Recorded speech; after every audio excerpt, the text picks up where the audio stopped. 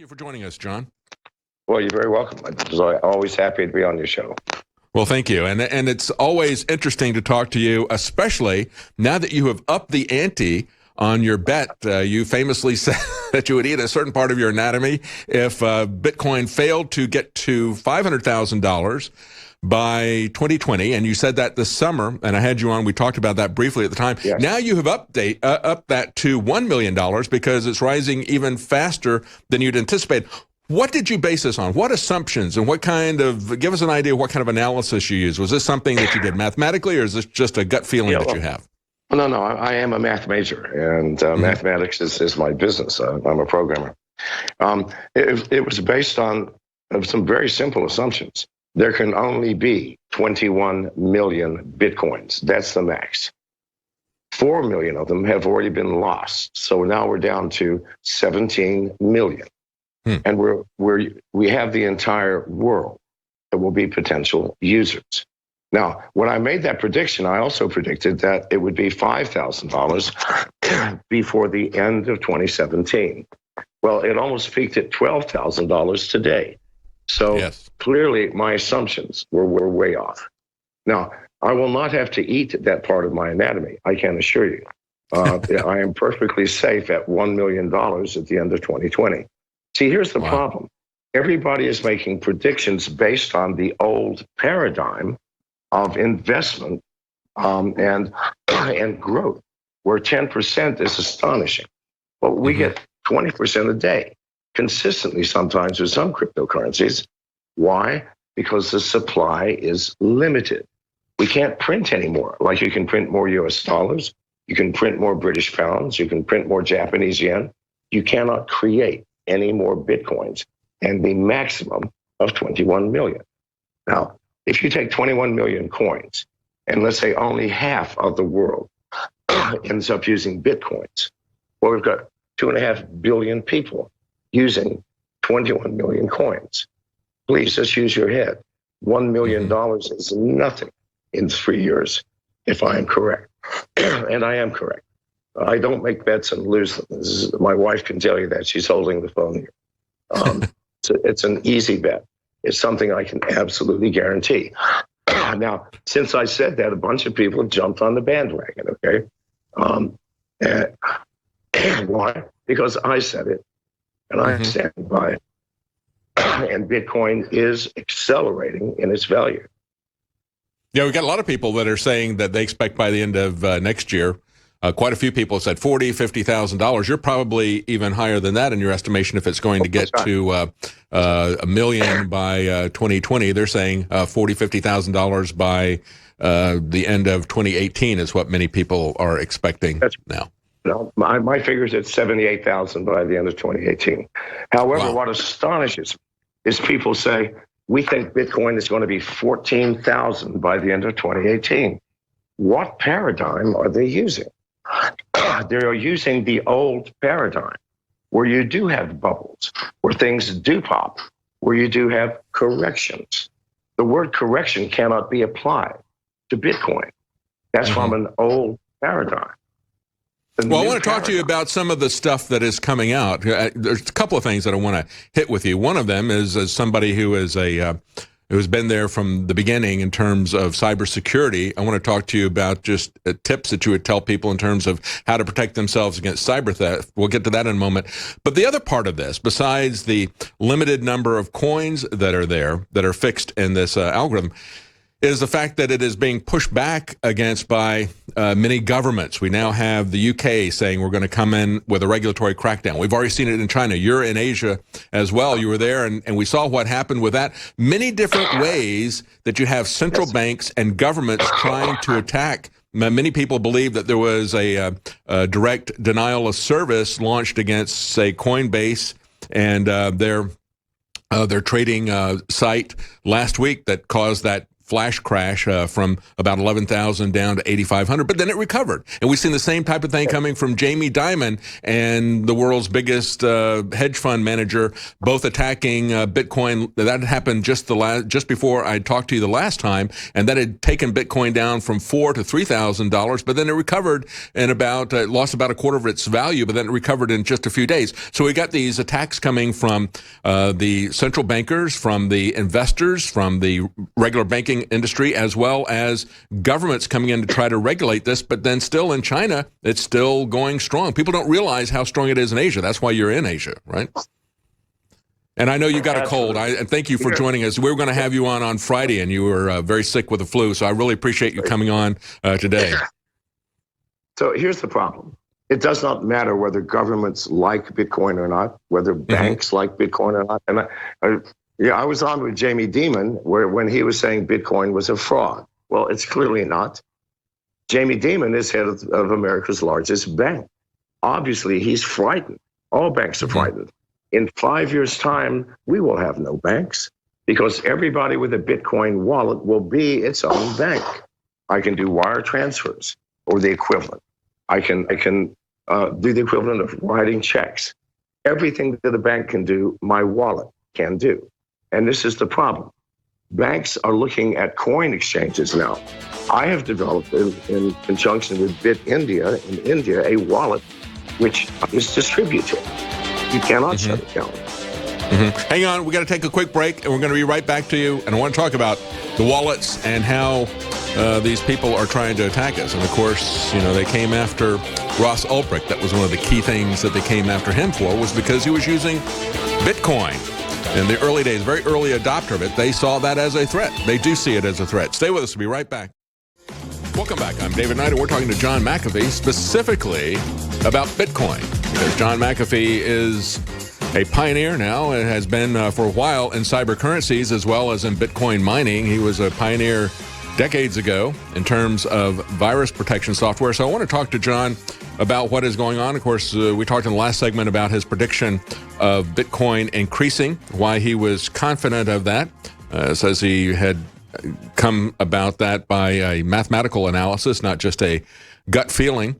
And when we look, John, at what's happening here, this is something that is a global phenomenon. You're in Asia right now because that's really where the demand is the biggest. People don't realize that. We don't really focus too much on news outside the U.S., but last week it was trading up about $1,000 or so higher in South Korea and Japan. It was up over 12,000 at that point.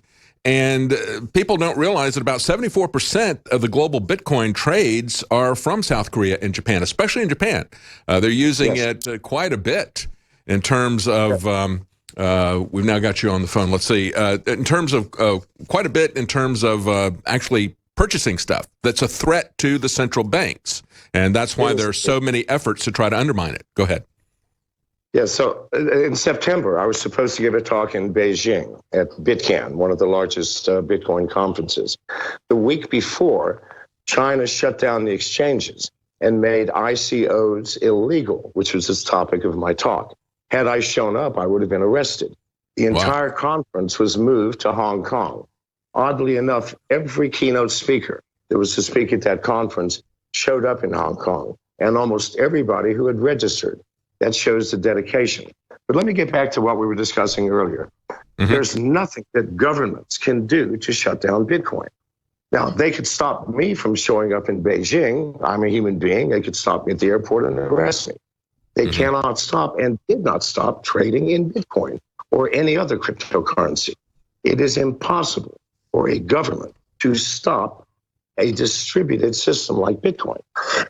And now that's right. It actually went up, didn't it, in terms of the amount of Chinese yen buying a Bitcoin? It went up from 5% to, I think, to 20%. Then it went back down to like 13%. But it actually is still 2 or 3 times what it was before they prohibited it. What it was before. So prohibition requires enforcement. How do you enforce people not using Bitcoin? You would have to have an agent for every citizen within your country. They would have to come into your house and monitor your computer usage 24 hours a day. It is not possible. You cannot enforce any of these bans. And this is what governments do not understand. Banks are more terrified than governments. Governments are going to lose revenue if they're taxing income. Banks are going to lose their entire business because a wallet is a bank. End of story. So do you see the banks trying to offer, and this is what a lot of people talk about, we see Venezuela is coming out and saying that they're going to offer a cryptocurrency. Interesting enough, because in Venezuela, they're one of these states like Zimbabwe and others where people are trying to flee the country with their capital. That's been one of the things that is so attractive about something like Bitcoin. And so now they're trying to come out and say, we're going to run a cryptocurrency for people. I think that's too little too late for Venezuela.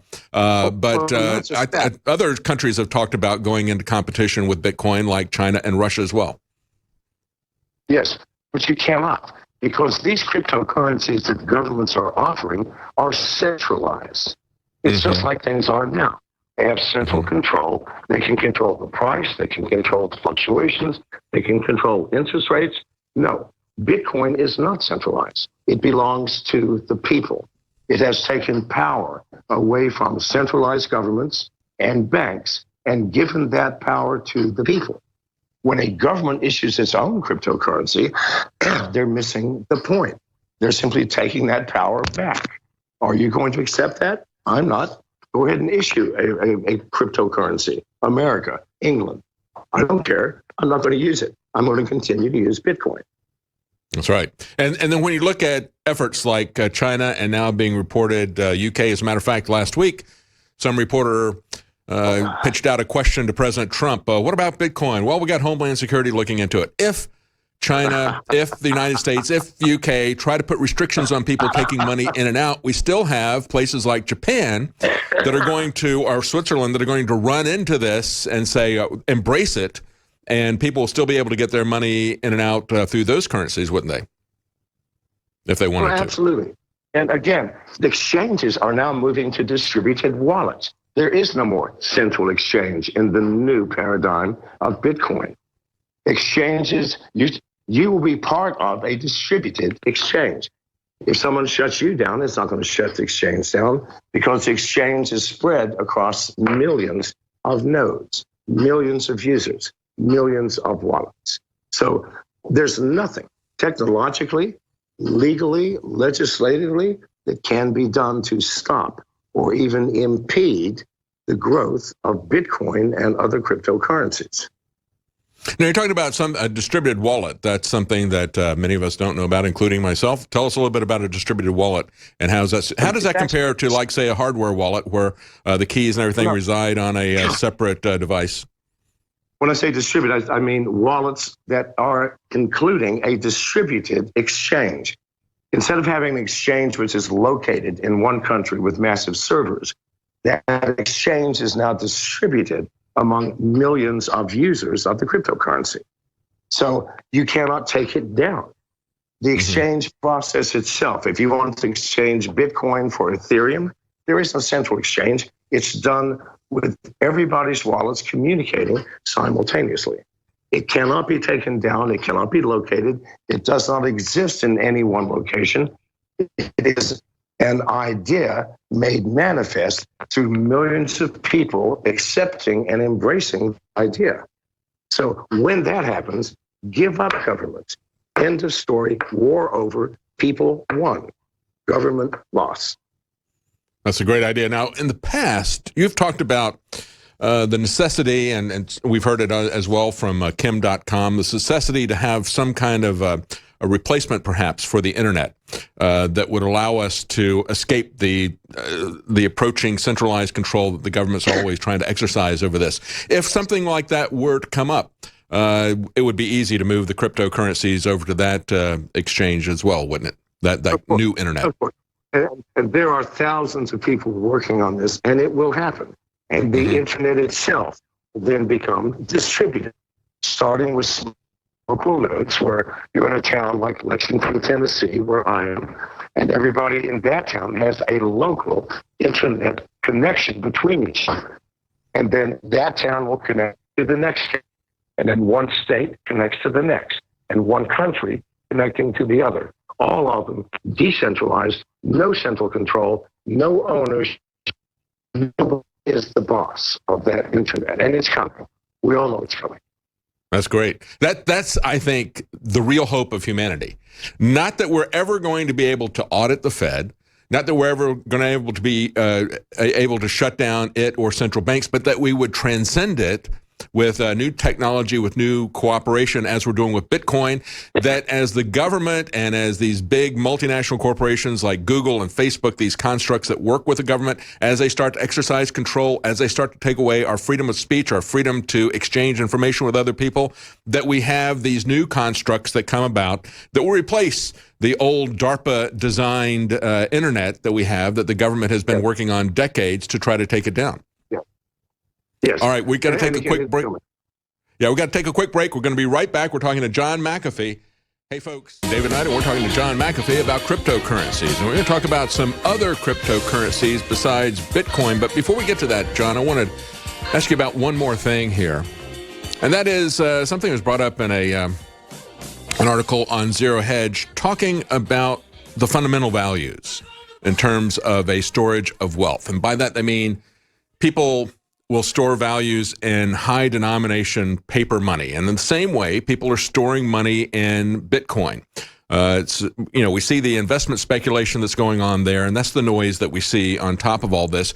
But at the bottom of that is the basic way that you use money, and that is, of course, to buy and sell things, but as a way to store wealth and to transport it to other countries. I have a feeling that a lot of the unrest that we're seeing in a lot of these third world countries, whether it's Zimbabwe or Venezuela or maybe even in Saudi Arabia, a lot of that may be driving people to put their money not in $100 bills that can get quite bulky to move around, but in some cryptocurrencies. And they point out that if you look at the total value of what's out there, they say about $1.1 trillion of $100 bills that are not counterfeit in global circulation. If you add in the counterfeit stuff and everything, you're probably about 1.7 billion. So they look at it and they say, right now, Bitcoin's share of that portable storage of wealth market is about 8%. And all cryptos combined, it's only about 15%. They said if Bitcoin were to go to 20,000, there would only be 14% of that market share. If it were to go to 100,000, that would only be 33% of that. So that's an important part of this, isn't it? It is indeed. And I did factor that into my calculations. Now, let's talk about the value. What is the value of a $100 bill? Isn't it just the paper that it's printed on? That's right. My company, MGT, is one of the largest Bitcoin miners outside of China. It costs me almost $2,000 to create one Bitcoin. Wow. One Bitcoin. That's in electricity costs, management costs, cost of machines, amortized. So I know the value of a Bitcoin because we work hard to create them. So what's the value of one Bitcoin? It's got to be at least what it cost me to create one. What's the value of a $100 bill? 5 cents worth of paper, possibly, and ink. That's right. So, and a decision by the Federal Reserve Chair to decide, hey, let's print some more of these things. Yeah. Let's print some more of these things. Yeah. So let's talk. There is real value to cryptocurrencies. It takes work and time, electricity, software, and a lot of intelligence to create one coin. So surely I must think there's value in it, else we would not spend the money to create these coins. Sure. So there is inherent value just in the work, the proof of work to create a single coin.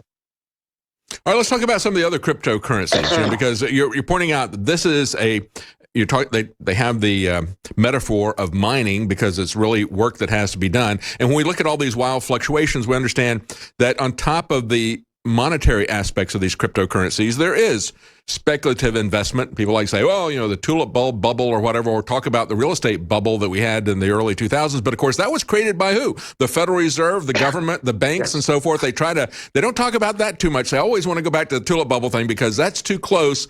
And that shows that they were the ones who created that bubble and burst it. Let's talk about the other cryptocurrencies, because when you talk about the fact that we have a limit to the number of Bitcoins, 21 million, 4 of them have disappeared, so that leaves us 17 million of those. The other part that would come in terms of, we're not not going to be able to have any more of that in terms of gold, but we could have other cryptocurrencies. How does that work into the whole calculation here? Well, there are thousands of cryptocurrencies now, literally thousands. The top are things like Ethereum, Litecoin, Monero. Of those, Monero is the one that needs to be watched the closest. And here's why. The dark web is where Bitcoin first got its use. If you wanted to hire a hitman to buy illegal drugs, to get a live tiger from the jungles of Asia, you would pay in Bitcoins. All right. Now it's 100% Monero. Why? Because Bitcoin can be unwound with enough computing power and enough will. Like if the FBI wanted to, they could find out who a person was in the specific transaction. That's right. Monero, go back the blockchain. They could go all the way back to when you first got into the system. Yeah. Yes. But with Monero, it is impossible. Utterly impossible. It is completely anonymous and completely private. So that is why in the dark web, everybody's using Monero. But what I have discovered is what starts in the dark web in terms of cryptocurrencies leaks out into the world of light, the world of above board business. Because all people, I believe, all people would like to have anonymity and privacy in terms of their financial transactions. And if I'm right, then Monero bears watching very closely. I think you're absolutely right. I mean, you look at what's happening now. You have Coinbase and others now require that you send them pictures of your driver's license and so forth. So we're getting the government regulations in that way to into the back door. And I think you're absolutely right. There's a lot of value, and people are realizing the value of privacy and anonymity, whether or not they're involved in anything that the government wants to do. I think that's why they came after Ross Ulbricht and Silk Road so heavily. You know, the coins, I just saw an article from Free Thought Project, the coins that they stole from Ross Ulbricht and Silk Road are now worth $1.74 billion. Isn't that amazing? Yes, it is. And they did steal them.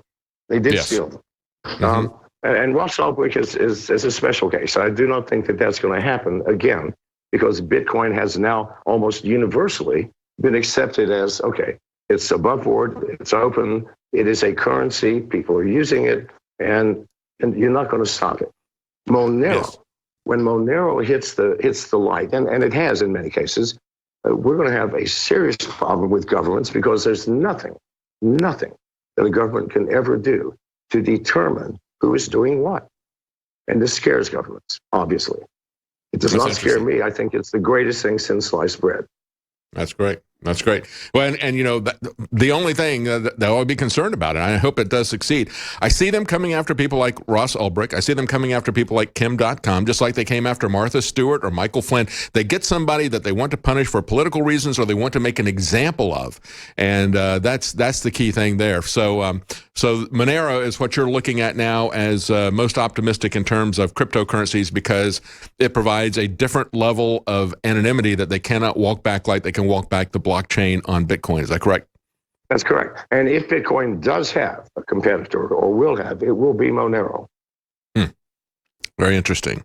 Very interesting. Well, that's valuable information that people can take to the bank. You know, one of the things that they were talking about in this Free Thought Project, and I'm sure you would appreciate this as well, John McAfee, they were saying that when you look at what was happening on the dark web, you look at what was happening on Silk Road, people were able to buy drugs from their living room rather than getting out on the streets. They were going through, it was basically like eliminating all the negative side effects of Prohibition, which is what I have a problem with it. I don't support drug use, but Prohibition has its own set of problems in terms of corrupting law enforcement, in terms of crime and criminal gangs that are fighting each other. And what it did was it turned it into a peaceful market of exchange. You still had the drug problem that was still there, but these other activities that were regulated unreasonably, Prohibition never works, whether you're trying to prohibit marijuana or beer or something else. It never works. It just creates crime. It creates corruption in government. And so the benefit of that was that it made things more peaceful. And they came after him for creating a website. Your comment on that? Giving life in prison, multiple life sentences. First, I would like to say that it is impossible to regulate what a person chooses to do with their own mind and their own body. It has been proven over and over. If you want to drink alcohol, Prohibition is not going to stop you. It's just going to make it go underground and cause problems. If you want to smoke weed, if you want to take any kind of drug, you will do so. Nothing can ever stop it. And we should have learned this. Legislation does not work when it reaches the point of what you want to do with your own body. That's right. Well, I think this has been a very hopeful interview. I think anybody who is of a liberty mindset, a libertarian orientation, who wants to see privacy, who wants to see anonymity, who wants to be able to escape these oppressive control structures that are centralized, and as they're trying to now increase their control over our free speech, our ability to pass information along, all these things, Bitcoin, alternative web structures, that is the wave of the future. And that is, I think, the greatest, most hopeful thing that I see that's developing right now. Absolutely, sir. Absolutely. Well, thank you so much. It's been very interesting talking to you, and thank you for joining us. I know that you're not feeling well, and I really do appreciate you making the extra effort. Whoismcafee.com, and you can find John McAfee on Twitter at official McAfee. Thank you so much for joining us, John McAfee. You're welcome, sir. Thank you. All right, stay with